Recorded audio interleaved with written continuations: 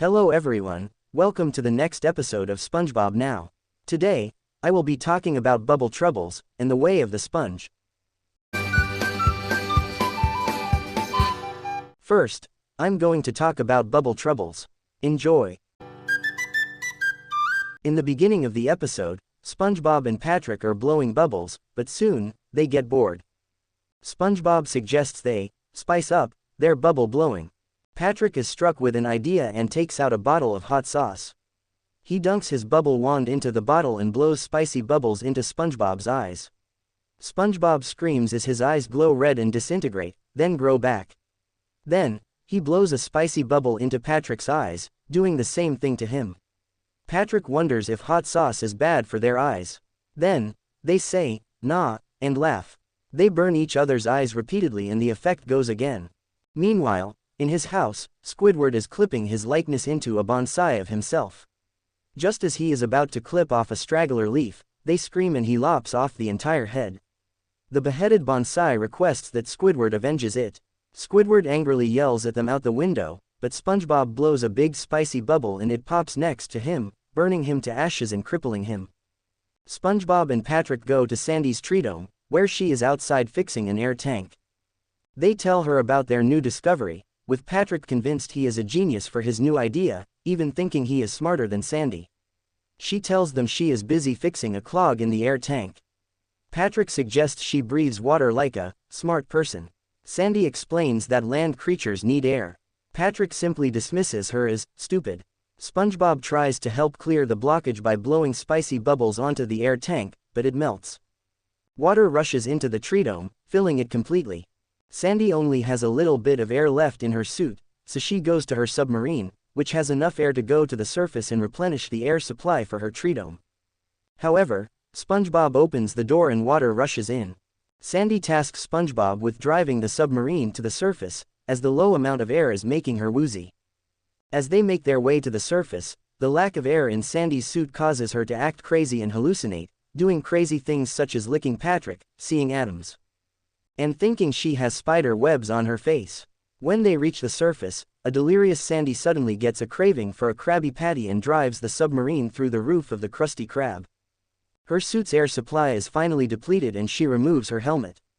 She takes a Patron's Krabby Patty and eats it, but it is later spat out by SpongeBob pulling her tail. Mr. Krabs appears, wanting to know what is going on, and SpongeBob explains everything.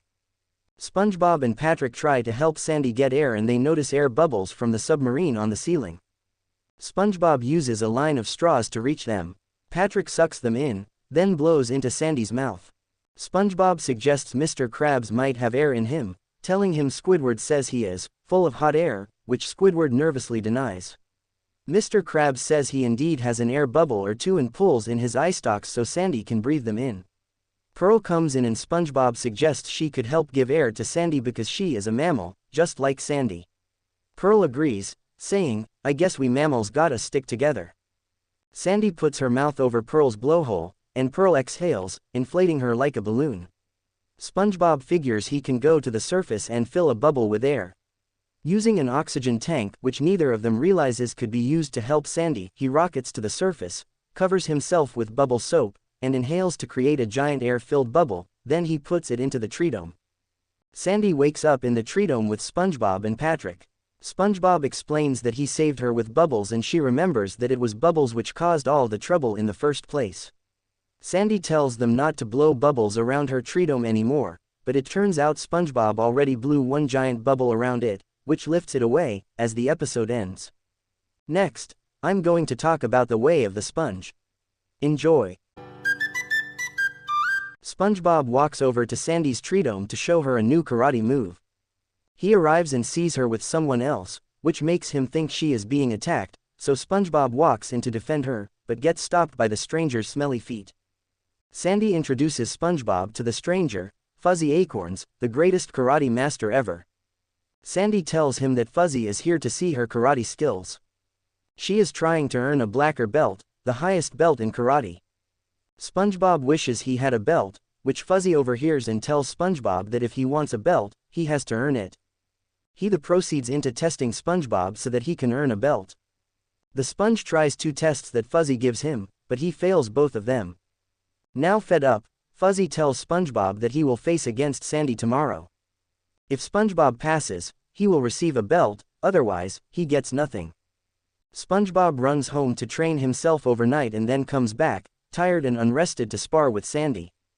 He does very poorly, falls asleep, and is sad. Fuzzy said if he lasted longer, he would have rewarded SpongeBob with the clear belt, but says that SpongeBob is not even worthy enough to wear the belt that keeps his pants up, so he takes his belt and his pants fall. He also takes Sandy's black belt away for wasting his time with SpongeBob, as he tells him to stick to something he's good at. He leaves as Sandy calls Fuzzy out for insulting SpongeBob like that. She tries to talk Fuzzy into giving SpongeBob another chance, but Fuzzy never gives 2 chances and wishes to find food. Suddenly, Sandy gets an idea. She convinces Fuzzy to come to the Krusty Krab to see SpongeBob in action, so he goes without an air helmet to see him. There, Squidward tells SpongeBob to stick with what he is good at and not try anything new. SpongeBob realizes he is right. Fuzzy watches, but he is still not impressed by SpongeBob's agility. He is only amazed when SpongeBob manages to slice Sandy's burger in 12ths with his hand. Fuzzy starts to think SpongeBob is more skilled than he thought, so he tries to attack SpongeBob, but SpongeBob is so busy that he does not notice Fuzzy sneaking up on him and dodges Fuzzy and attacks him without knowing he was even there, nor being aware of the fight to begin with. Fuzzy decides he has had enough and tries to finish it, but SpongeBob, still unaware of Fuzzy fighting him, bends over to get a dropped ketchup bottle, dodging Fuzzy's kick, sending him over to the door of the Krusty Krab. He looks terrible, but Sandy says Fuzzy just needs an air helmet. She gives him one, and he admits that SpongeBob is a worthy karate fighter, and so, he gives SpongeBob a black belt. As well, he gives Sandy his blacker belt for proving that SpongeBob does know karate. Without his belt, Fuzzy's pants fall down, revealing his underwear. The whole crowd cheers with laughter as the episode ends. Thanks for watching. Subscribe for more videos. Goodbye everyone.